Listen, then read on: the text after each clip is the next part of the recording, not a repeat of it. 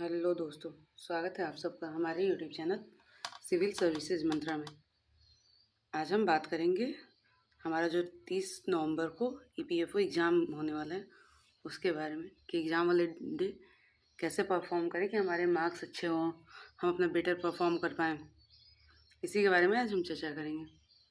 सबसे पहले आप ध्यान रखें कि ब्रेकफास्ट एकदम लाइट करें, क्योंकि ज़्यादा हेवी ब्रेकफास्ट करने से फिर नींद आने लगती है एग्ज़ाम टाइम में। और admit card, IDs, photo, pens वगैरह को पहले से आप अपने पास रख लें, बैग रेडी रखें पहले से ही। और अगर जिसका भी एडमिट कार्ड में फ़ोटो क्लियर नहीं है वो 2 फ़ोटो लेते जाएगा जिसमें कि नीचे उसका नाम लिखा हो और आसपास का कोई डेट लिखा हो। इस चीज़ का आप विशेष ध्यान रखेंगे। 2 फ़ोटो आप लोग को लेके जाना है और एक प्लेन पेपर ले लेना है, क्योंकि हो सकता है वहाँ पे अंडरटेकिंग के लिए वो काम में आए, कुछ भी दिक्कत हुआ तो। और ये बात ध्यान रखें कि एग्ज़ाम की टाइमिंग 9:30 से 11:30 है, जिसमें कि आपको 9 बजे से एंट्री बंद कर दी जाएगी। तो आप एग्ज़ाम सेंटर पे कम से कम 8 बजे से एंट्री शुरू हो जाएगी, तो 7:30-8 बजे तक पहुंचने का प्रयास करें, ताकि आपको पैनिक की कंडीशन ना फेस करनी पड़े।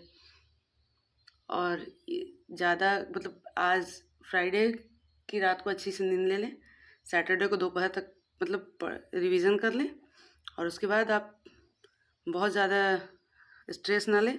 आप एकदम रिलैक्स मोड से जाएं एग्जामिनेशन सेंटर पे। अगर आप कहीं दूर से आ रहे हैं तो उसके आसपास पहुंच जाएं, ताकि आपको आसानी रहे सेंटर। और अगर पॉसिबल हो तो एक दिन पहले ही जाके आप सेंटर भी देख लें, ताकि उस दिन कोई दिक्कत ना हो।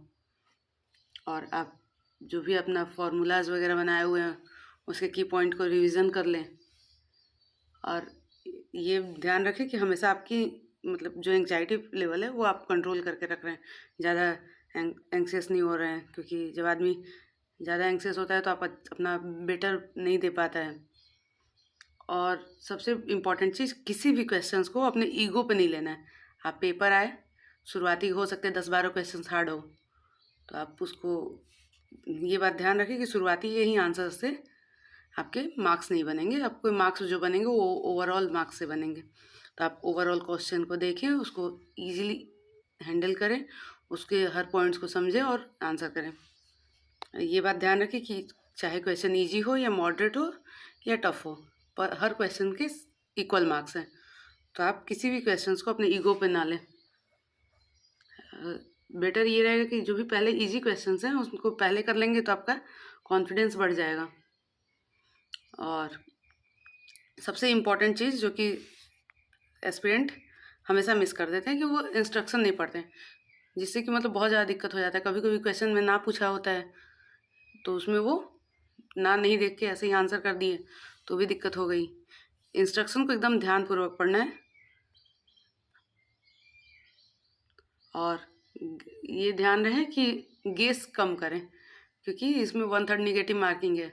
तो अगर आप गेसिंग बहुत ज़्यादा कर लेते हैं तो आपको नेगेटिव मार्किंग का सामना करना पड़ सकता है, जो कि आपके लिए बहुत ही ज़्यादा हार्मफुल हो सकता है। आपके मार्क्स कट सकते हैं अच्छा खासा।